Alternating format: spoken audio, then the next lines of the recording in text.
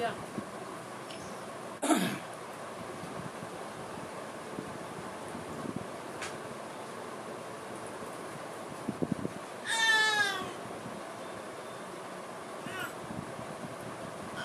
श्रीमद्भागवत महापुराण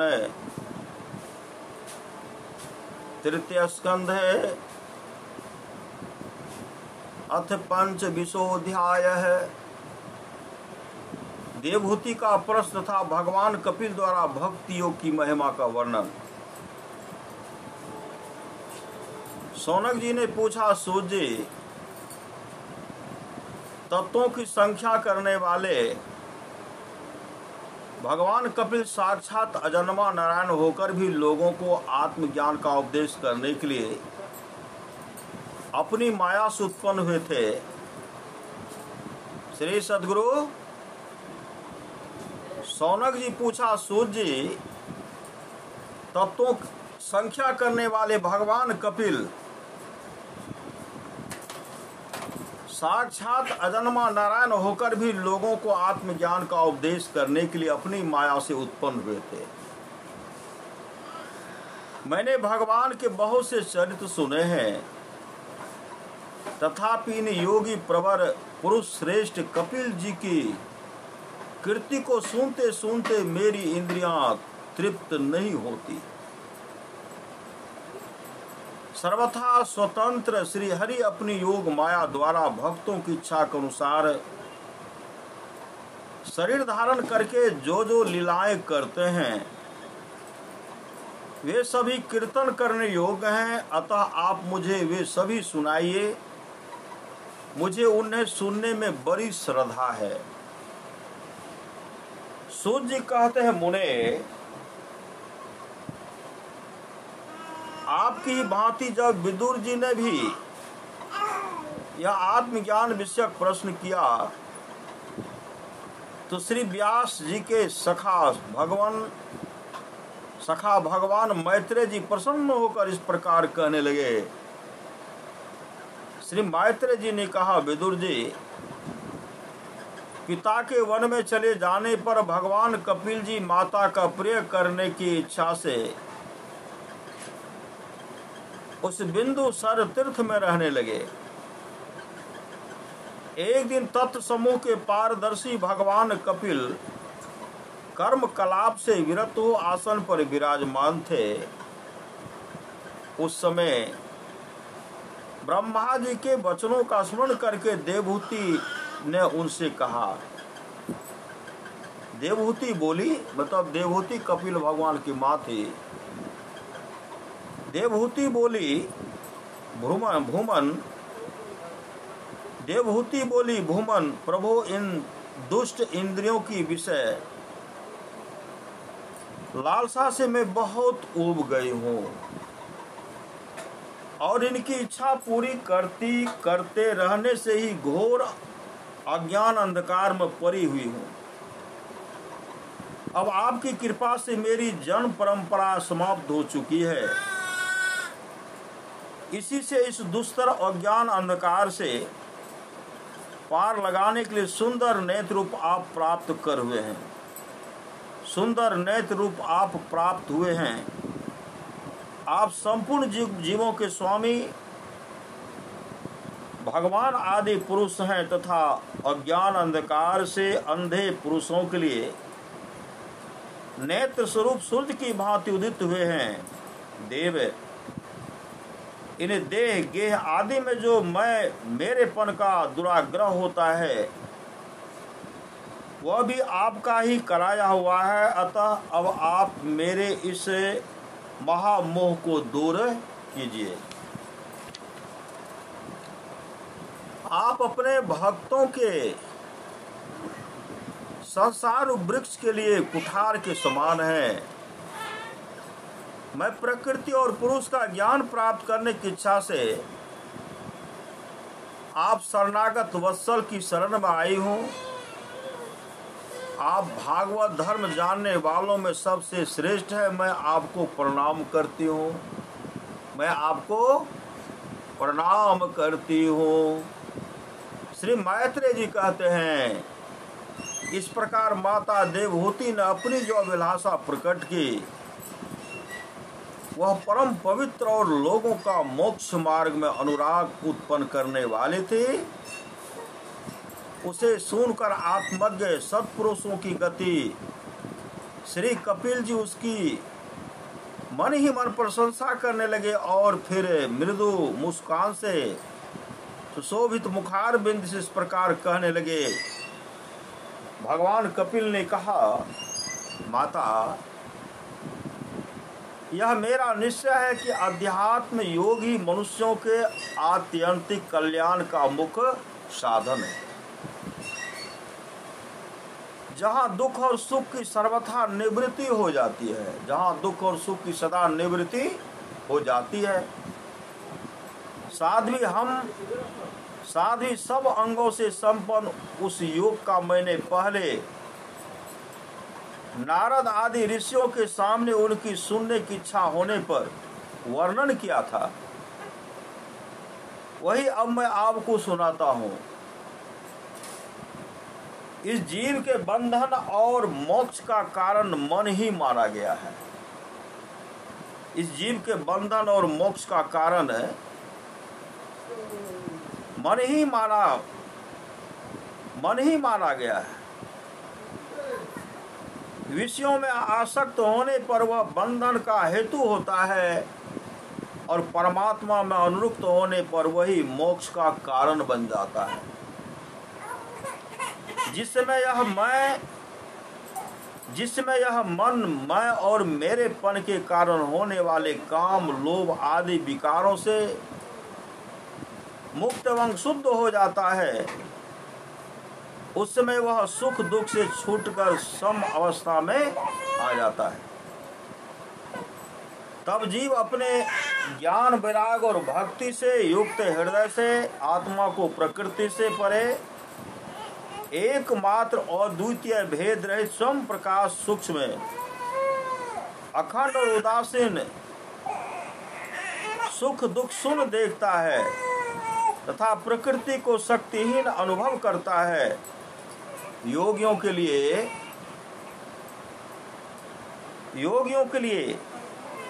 भगवत प्राप्ति के निमित्त सर्वात्मा श्री हरि के प्रति की हुई भक्ति के समान और कोई मंगलमय मार्ग नहीं है।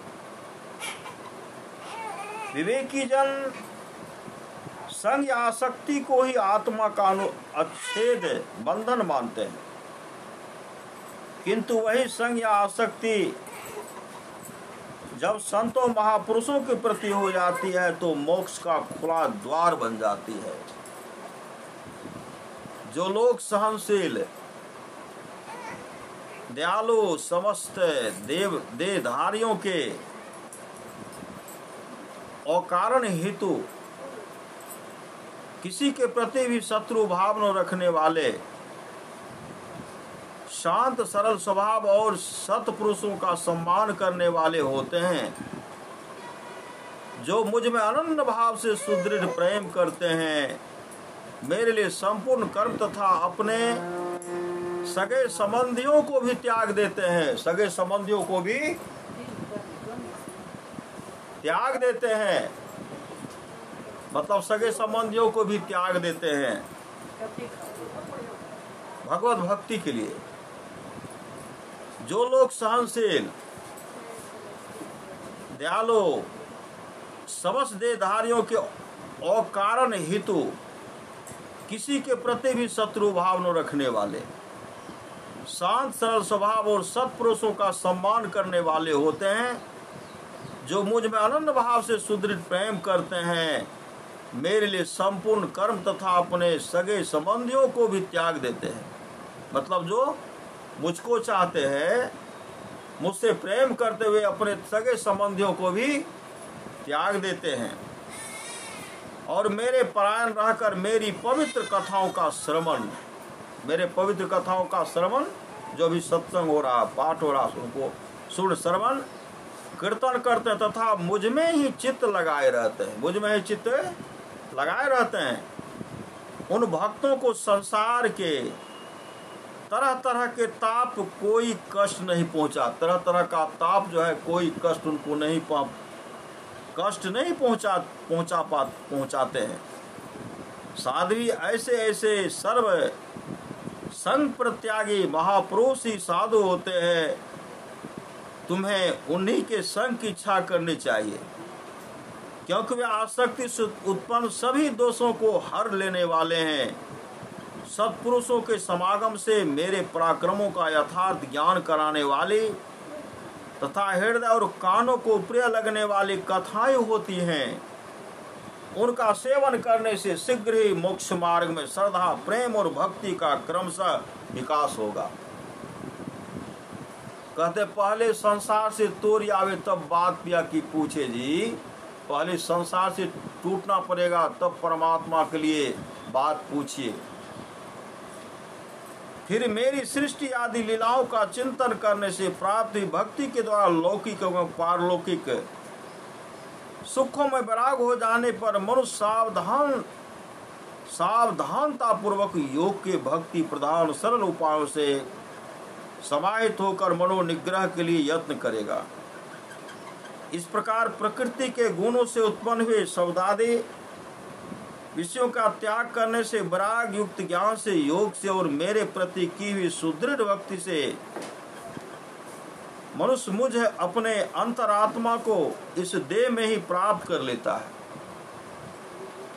देवहूति ने कहा, भगवान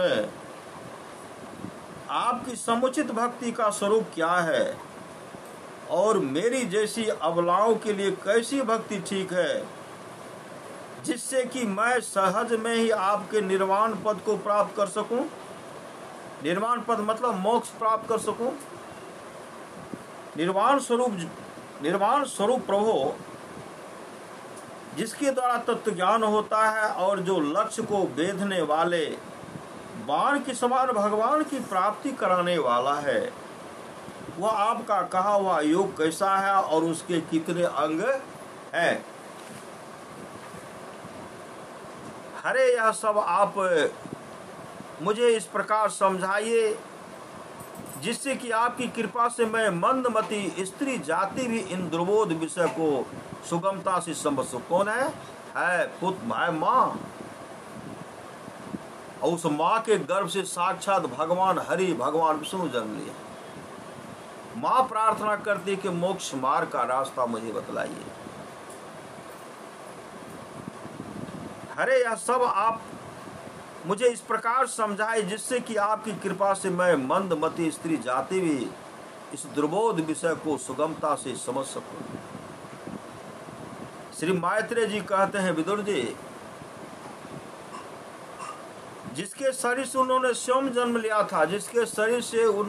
जन्म लिया था, उस अपनी माता का ऐसा अभिप्राय जानकर कपिल जी के हृदय में श्रेय उमड़ आया और उन्होंने प्रकृति आदि तत्वों का निरूपण करने वाले शास्त्र का, जिसे सांख्य कहते हैं, उपदेश किया। साथ ही भक्ति विस्तारमण योग का भी वर्णन किया। श्री भगवान ने कहा, माता, जिसका चित्त एकमात्र भगवान में ही लग गया है, ऐसे मनुष्य की वेद विहित कर्मों में लगी हुई तथा विषयों का ज्ञान कराने वाली कर्म इंद्रिय एवं ज्ञान इंद्रिय दोनों प्रकार की इंद्रियों की जो सत्य मूर्ति श्री हरि के प्रति स्वाभाविकी प्रवृत्ति है, वही भगवान के हेतु की भक्ति है। यह भक्ति से भी बढ़कर है, यह मुक्ति से भी बढ़कर है।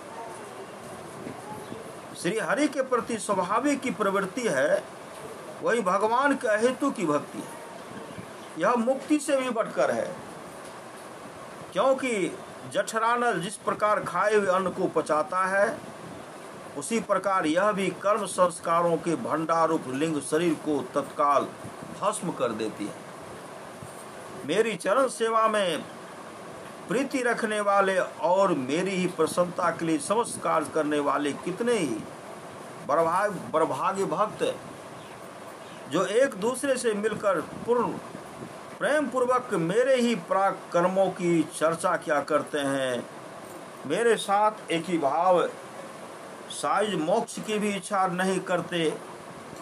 माँ वे साधु जन अरुण नयन एवं मनोहर मुखार बिंद से युक्त मेरे परम सुंदर और वरदायक दिव्य रूपों की झांकी करते हैं और उनके साथ स्वप्रेम संभाषण भी करते हैं, जिसके लिए बड़े बड़े तपस्वी भी ललायित रहते हैं।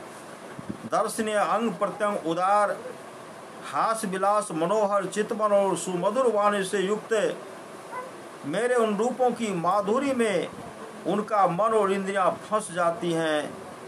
ऐसी मेरी भक्ति न चाहने पर भी उन्हें परम पद की प्राप्ति करा देती है, परम पद की प्राप्ति करा देती है।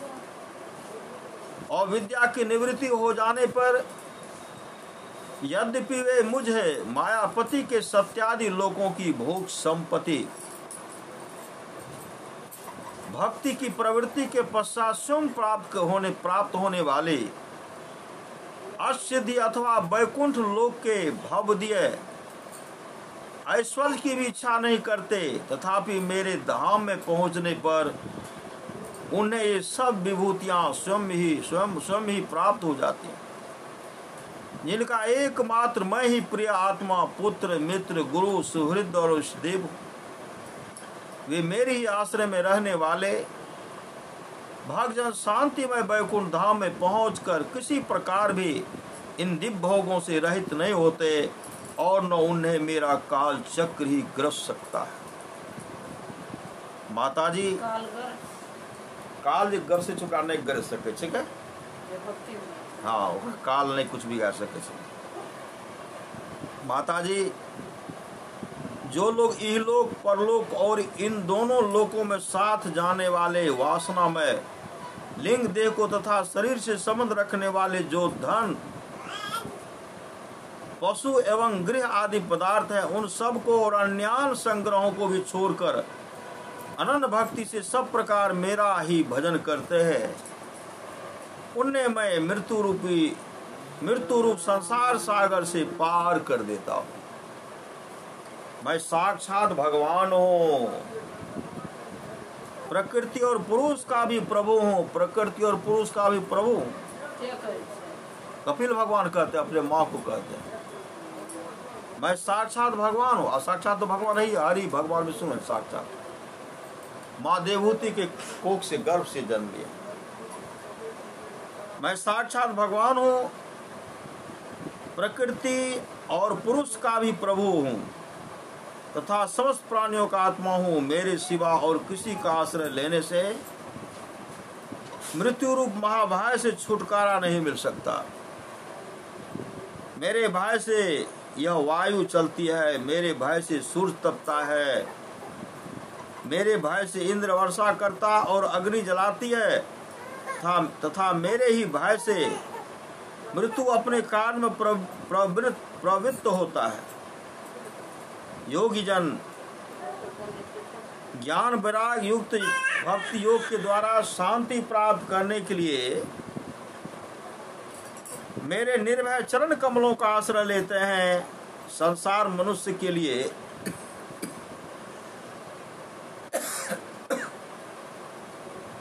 संसार में मनुष्य के लिए सबसे बड़ी कल्याण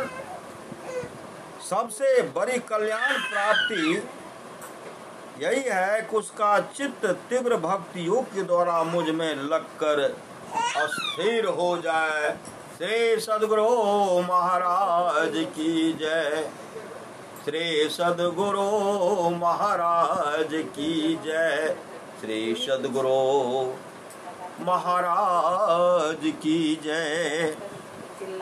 इति श्रीमद्भागवते महापुराणे पारमहंस्यां संहितायां तृतीय स्कंधे कापि लेख्योपाख्याने पंचविंशोऽध्याय है। श्री सद्गुरु महाराज की जय।